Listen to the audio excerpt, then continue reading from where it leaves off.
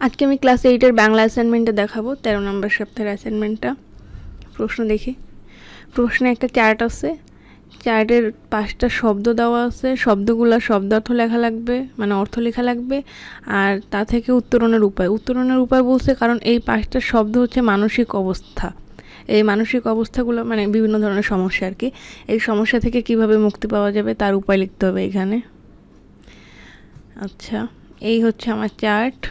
প্রথমে লিখেছি মানসিক অবস্থা, তারপর শব্দার্থ, উত্তরণের উপায় বা মুক্তি পাওয়ার উপায়। প্রথম শব্দটা হচ্ছে দ্বিধা। দ্বিধা মানে হচ্ছে সংশয় বা সন্দেহ। অনেকটা এরকম যে আমরা বলি না, ওই নিউ মার্কেট যেতে আমাদের যে কতক্ষণ সময় লাগবে বিষয়টা নিয়ে অনেক সংশয় হচ্ছে, বা ট্রেন স্টেশনে সময় মতো পৌঁছাতে পারবো কি না তা নিয়ে দ্বিধা হচ্ছে, সেরকম আর কি।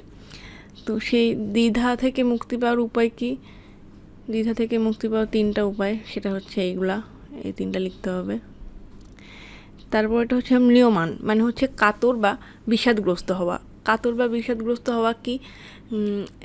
যেমন লোকটার কষ্ট দেখে আমার অনেক মনটা কাতর হয়ে গিয়েছে, বা খুব বিষাদগ্রস্ত হয়ে গেছে, আমার মন খুব কষ্ট পেলাম আর কি, এরকম। এখানে আসলে বিষাদগ্রস্ত বা কাতর ওই লোকের কষ্ট দেখে হয় নাই, এখানে আসলে মিন করছে কি যে যখন মানুষ অনেক নতুন নতুন কাজ করে তখন, বা নতুন কাজের উদ্যোগ নেয়, তখন আশেপাশের মানুষের ভয় বা কথার ভয়ে সে কাজটা করে না। তো অনেকে খারাপ কথা বলে বা তুচ্ছ-তাচ্ছিল্য করে। তো তখন সে কি হয়, তখন সেই যে কাজটা করতে নেয়, যে উদ্যোগটা নেয়, তার তখন অনেক মন খারাপ হয়ে যায়, সে তখন অনেক বিষাদগ্রস্ত হয়ে যায়। তো সেই বিষাদগ্রস্ততা থেকে কিভাবে কাটায় উঠতে হবে বা উত্তরণের উপায়, সেটা হচ্ছে এই 2টা উপায়। তারপর এটা হচ্ছে ভয় মানে হচ্ছে শঙ্কা। ভয় মানে ভয় পাওয়া। এখন ভয় কি? ভয় হচ্ছে যেমন আমি অনেক ভূতে ভয় পাই, অথবা আমরা বলতে পারি আমার বিড়ালগুলো যে কেন আমাকে ভয় পায় খালি, জাস্ট এরকম। ভয় মানে ভয় পাওয়া। তো সেই ভয় থেকে কিভাবে আমরা বের হব, সেটা 2টা উপায়।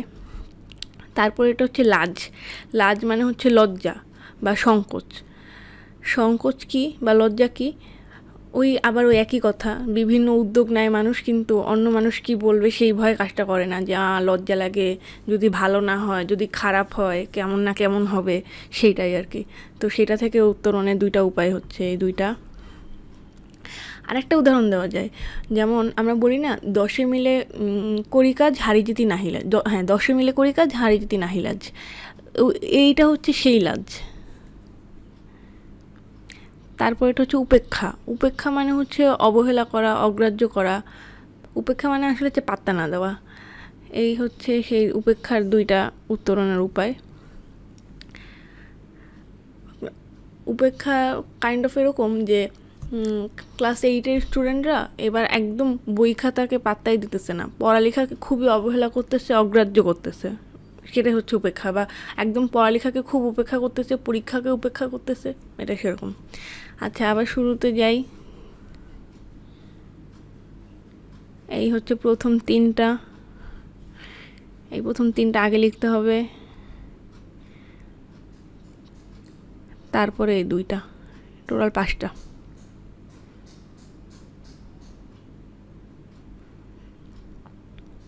চার্ট অবশ্যই করতে হবে, কারণ প্রশ্নে চার্ট করা তো।